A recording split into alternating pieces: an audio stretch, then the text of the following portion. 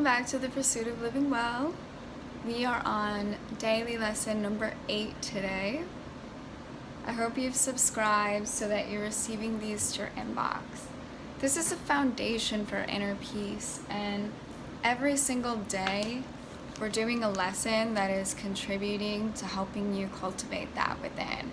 You're never going to find it outside of yourself until you develop it within.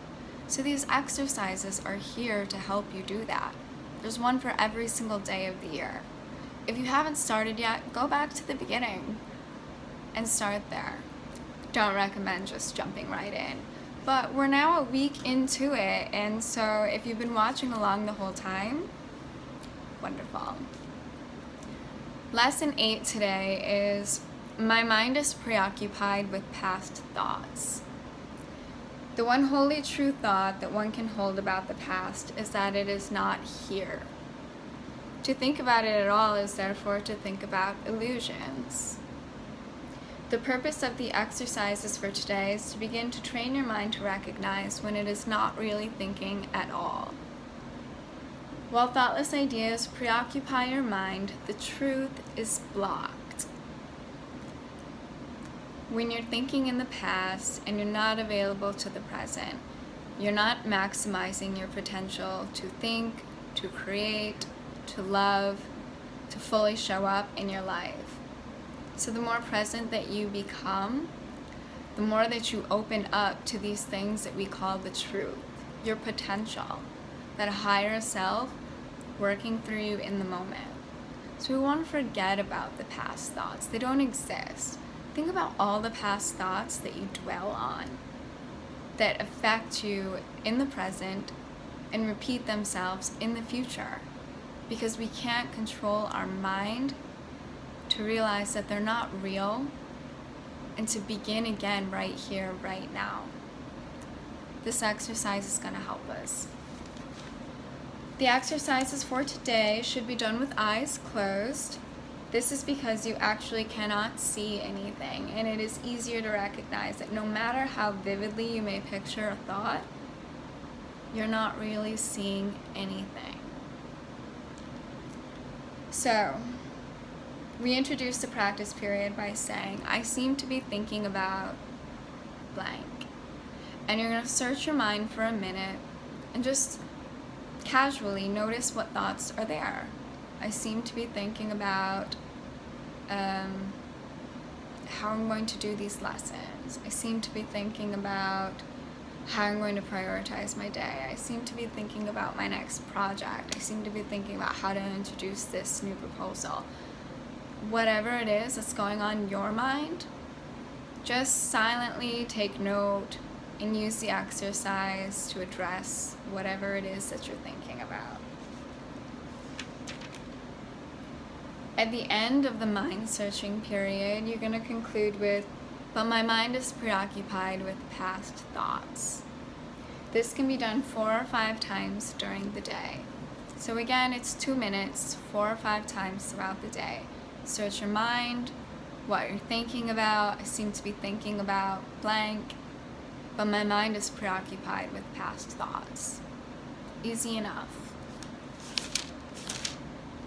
Remember, the preceding lesson was, I see only the past. This is an extension of that. My mind is preoccupied with past thoughts.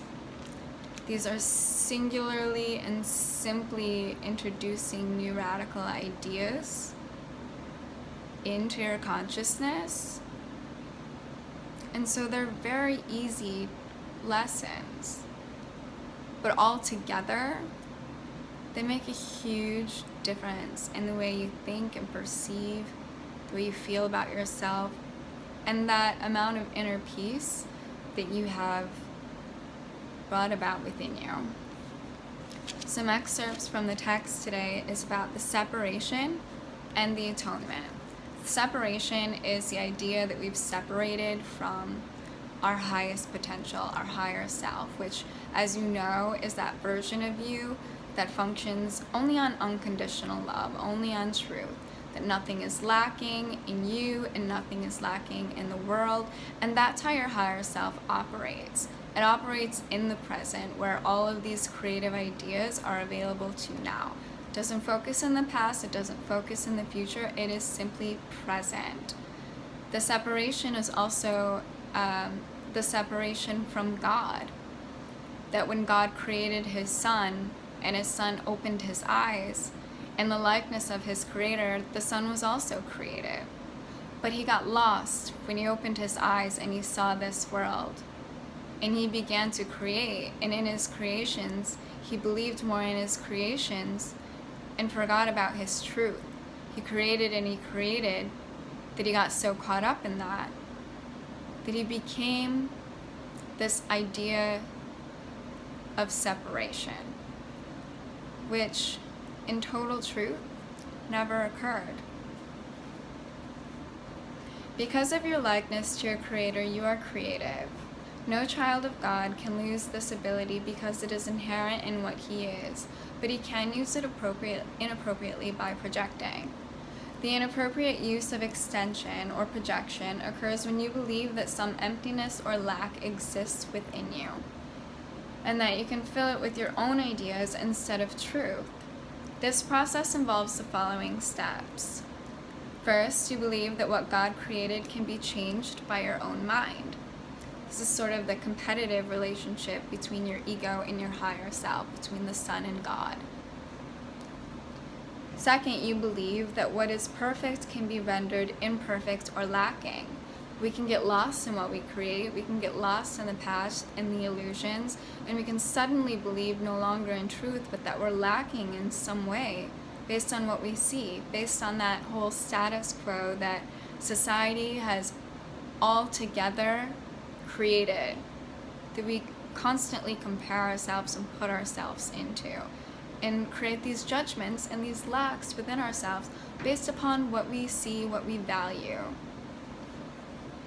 Third, you believe that you can distort the creations of God, including yourself. We mentioned in the previous lessons, you can deceive yourself about your creativity, but you can never abolish it. So you can distort all these ideas of truth, but they're still going to be there, which is brilliant because then you can return to them.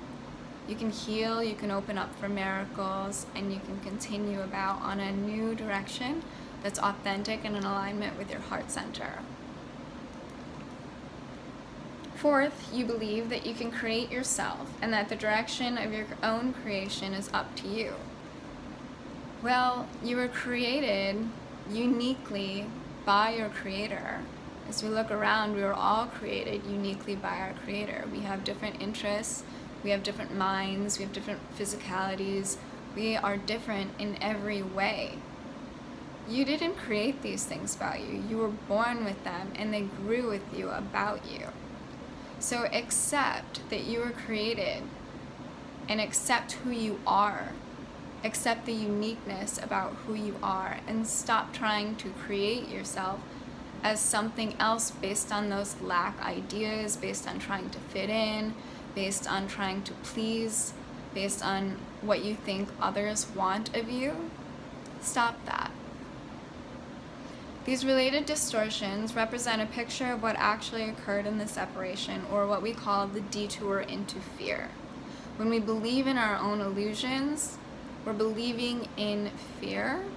We're afraid of our illusions, actually, deep down in our subconscious, because we know, we sense that there is some separation there. This is what we call the detour into fear, getting lost in our own ideas, getting lost in the illusions, that we are unlike our Creator, that we've sinned, that we are no longer able to atone. These things are not true. The atonement is there for you, reparation is there for you.